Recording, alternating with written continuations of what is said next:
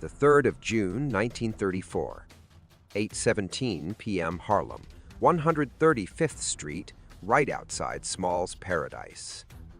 The night is already thick, humid like it's got hands. Cigarette smoke hangs low, mixing with sweat and cheap cologne. The band inside is halfway through a hot number, horns screaming, like they know something bad is coming. Out on the sidewalk, men laugh too loud, women lean in close, and nobody notices the one man standing still. Ulysses Rollins wipes his palm against his trousers for the 3rd time in 10 seconds. It's no use. His hand keeps shaking. $15,000. That was the price tag on Bumpy Johnson's head. Across the street, Bumpy Johnson steps out of the club. Clean suit, calm walk. No rush, like a man who doesn't believe tonight belongs to anyone but him. Rollins' thumb rests against the cold metal of the gun. He's done this before. Dark alleys, quiet doorways, men who never saw it coming. But this is public. This is loud. This is Dutch Schultz's idea of a message. Rollins' breath shortens. The crowd shifts. Someone bumps his shoulder. He's got 3 seconds to decide. Pull the trigger or live long enough to regret not doing it. But to understand why a paid killer froze on a Harlem sidewalk with death in his hand, you have to understand who Bumpy Johnson really was and why Dutch Schultz was so desperate to erase him. Bumpy wasn't just muscle. He wasn't just a numbers man. He was a thinker in a world full of trigger-happy fools. Harlem was his chessboard and every move mattered. Dutch Schultz? Dutch thought power came from fear alone, from blood in the streets and bodies left where everyone could see them. That's why Dutch put 15 grand on Bumpy's head, not a quiet hit, a spectacle. Broad daylight, Dutch told Rollins earlier that week, leaning back in his chair, cigar smoke curling around his grin. I want Harlem to watch him die. Rollins didn't like it, but Rollins liked money, and 15,000 in 34. That could buy you a new life if you lived long enough to spend it. Johnson ain't special, Dutch said. He bleeds like anyone else. Rollins nodded, took the envelope, walked out, and now here he was. Bumpy steps onto the sidewalk, laughing at something one of his men says. His eyes scan the street, not nervous, not rushed, just aware, always aware. Rollins feels it then. That feeling you get when the man you're supposed to kill already knows you're there. Bumpy's gaze lands on him, not sharp, not angry, just curious, like he's already halfway through the answer to a question Rollins hasn't figured out yet. Rollins swallows. His mouth is dry. The gun feels heavier now. Bumpy says something to his men and steps away from them alone, moving closer, each step slow, deliberate.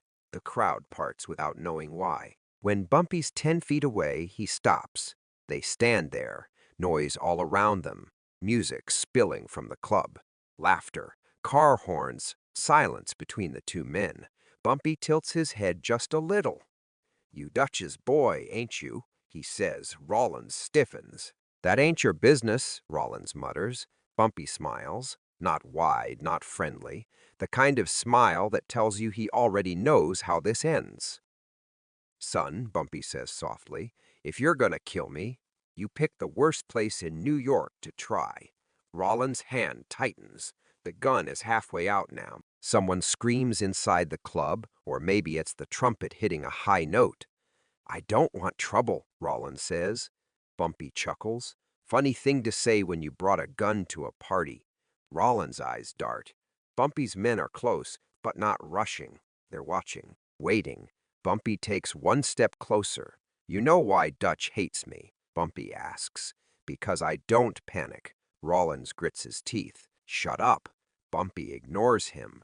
He thinks loud makes him strong, thinks killing a man in front of witnesses makes him king. But all it really does, Bumpy leans in now, voice low, intimate, is tell the world he's scared. Rollins' finger twitches. Bumpy straightens up. Go on, he says, spreading his hands just a little. Do it. The crowd doesn't notice yet, but Rollins does. Everyone's watching him now. Every face feels like an eye. After you pull that trigger, Bumpy continues, calm as church, you won't make it past this block. My boys'll kill you slow. Dutch won't claim you.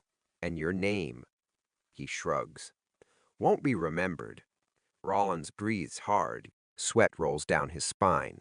And if I don't, Rollins asks. Bumpy smiles again, this one colder. Then you walk away, he says, and you live with the fact that you had me dead to rights and chose not to. A beat. You think Dutch will forgive that? Rollins asks. Bumpy's eyes finally harden. No, he says. But I think Dutch will be too busy worrying about me to come looking for you. The music inside stops. The door swings open. Light spills onto the sidewalk.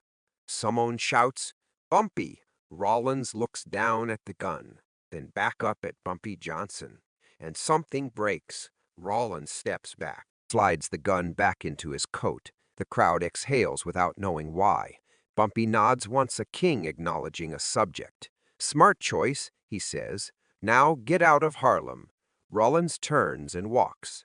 Every step feels like he's leaving part of himself behind. Behind him, Bumpy lights a cigarette. The next day, word spreads fast. Dutch Schultz's hitman walked up on Bumpy Johnson and walked away. No shots fired, no blood spilled, no body in the street. And just like that, the entire mob world understood something new. Bumpy Johnson didn't survive on violence alone. He survived because even killers knew some men weren't meant to die on another man's terms. And Dutch Schultz? Dutch never tried it again.